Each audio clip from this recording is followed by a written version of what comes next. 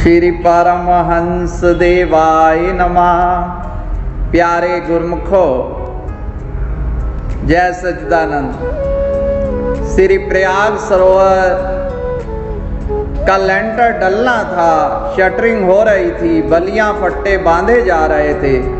सहसा एक बल्ली खुली और सीधी गुरुमुख के ऊपर बल्लियां फट्टे धड़ाम से सारे भागे आए। भाई ये तो कमजोर व्यक्ति है, परंतु इस कमजोर के साथ उस परम शक्ति का हर समय सिर पे हाथ है। दुनिया वाले जिसे कहते हैं बेहोशी, पर मैं बेहोशी नहीं, रूहानी भाषा का प्रयोग करते कहूंगा कि मैं ध्यानस्थ हो गया। भगवान जी के चरणों में सिर, भगवान जी वचन फरमा रहे और वेफर्स का प्रसाद दिया। वेफर्स की भी बड़ी निराली लीला है। जब मैं रेवाड़ी विद्यालय में पढ़ता था, स्वामी जी महाराज जी अनंतपुर दर्शनों पे जाते, तो वहां से टी टाइम का उन दिनों में एक बिस्कुट का डिब्बा मिलता था। उसमें बड़े डिजाइन के बिस्कुट होते थे, गोल चौरस, और उसमें से एक वेफर्स का छोटा सा पैकेट निकलता था। स्वामी जी गुरुग्राम आश्रम पर तब तक इंतजार करते थे जब तक मैं गुड़गांव ना आता था, तब तक वो बिस्कुट नहीं खोलते थे। इतना प्यार। तो ज्ञान विचारानंद महात्मा जी भागे आए, मैं वहां गिरा पड़ा, तो उन्होंने हिलाया, देखें भाई क्या है, कचुम्बर निकल गया। तो मैंने आंखें खोली, श्री गुरु महाराज जी कहाँ गए?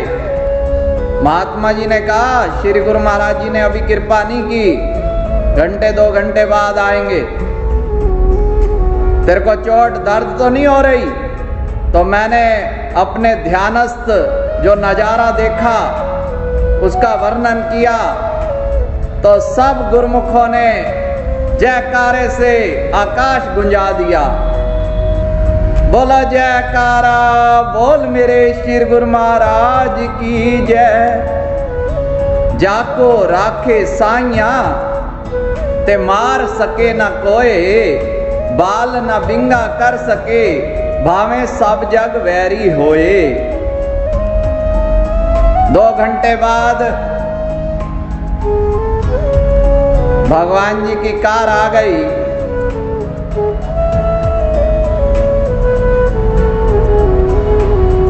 तो भगवान जी के चरणों में महात्मा ज्ञान विचारानंद जी ने विनती की, ऐसे ऐसे बल्ली फट्टे गिर गए। भगवान जी ने कहा, भाई ये गुरुमुख ही ऐसे लीला करता रहता है, हाँ इसको अस्पताल ले गए नहीं ले गए? महात्मा जी ने कहा, हमने कहा भाई जाओ ट्रैक्टर पे भगत को कहा ले जा, ये कहता है मुझे कुछ चोट लगी ही नहीं। तो भगवान जी ने कहा टांग दिखा, टांग पे जरा सी खरोच थी। भगवान जी ने कहा ये तो शेर है, ट्रैक्टर चलाना जानता है? मैंने कहा नहीं। स्वामी जी ने कहा कि ट्रैक्टर चलाना सीख ले। तो 4-5 साल बीत गए और कमाल की बात है, एक बात रह गई कि भगवान जी ने उस समय मुझे वेफर्स का ही प्रसाद दिया, जो ध्यानस्थ होकर मैंने नजारा देखा था। जो वेफर्स का प्रसाद ध्यान अवस्था में दिया भगवान जी ने, वही का वही गुलाबी रंग का वेफर्स का प्रसाद। इसलिए अभी 11 तारीख भंडारे पर वही वेफर्स का प्रसाद बांटा गया, उन यादों को जिंदा रखने के लिए। तो भगवान जी ने ट्रैक्टर की कहा, भाई ट्रैक्टर चलाना आता है? मैं कहा नहीं स्वामी जी। कहते सीख ले। महात्मा जी को कहा ये सब सीख जाएगा। तो 4-5 साल बीत गए। 4-5 साल बाद भगवान जी ने सुखपुर चक पर कृपा की, श्री अनंतपुर में। फिर भगवान जी ने कहा कि हाँ ट्रैक्टर चलाना सीखा नहीं सीखा। मेरा तो दिमाग घूम गया। भगवान जी के श्री अनंतपुर तशरीफ ले जाने पर सुखपुर मैं वहीं रुक गया। वहां भगत वेद व्यास जी हुआ करते थे, वो मेरे से हारमोनियम सीखा करते थे। तो मैंने कहा गुरु दक्षिणा क्या है? मेरे को आज ट्रैक्टर चलाना सीखना है, आज रात तक 12 बजे से पहले पहले ट्रैक्टर चला लेना है। तो उन्होंने कहा भाई ट्रैक्टर के गियर बड़े भारी होते हैं, पहले आपने ड्राइविंग की नहीं है। मैंने कहा भगवान जी ने फरमा दिया ये सब सीख जाएगा।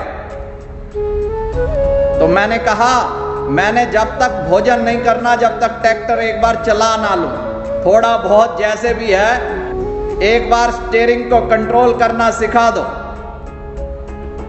तो भगत जी ने मुझे ट्रेनिंग दी और मैं 6-7 घंटे ट्रैक्टर, तो भगवान जी की कृपा से ट्रैक्टर भी आ गया। ऐसे ही एक बार दिल में इच्छा उठी कि कंप्यूटर कोर्स किया जाए बेंगलोर जाकर। तो भगवान जी ने तब भी यही आशीर्वाद दिया, बेंगलोर जाने की आवश्यकता नहीं है, तेरे को अपने आप आ जाएगा कंप्यूटर। तो भगवान जी के आशीर्वाद से कंप्यूटर भी आ गया। तो भगवान जी की जो शरण लेता है सब रिद्धियां सिद्धियां सब कार्य उसके सफल ही सफल होते हैं। कई प्रेमियों के फोन आते हैं, संदेश आते हैं कि महात्मा जी, स्वामी जी, आप कोई जंतर मंतर, कोई रिद्धि सिद्धि, हमारे को ये समस्या है वो समस्या है। तो हमारे पास तो एक ही समाधान है, एक ही मंत्र है, श्रद्धा सहित भगवान जी से सच्चा प्रेम करें और उनकी शरण होकर ये मंत्र बार बार हर समय इसी भावना से, समर्पित भाव से कि मैं भगवान जी के हवाले हूँ। श्री परमहंस शरणं गच्छामि, श्री परमहंस शरणं गच्छामि, श्री परमहंस शरणं गच्छामि।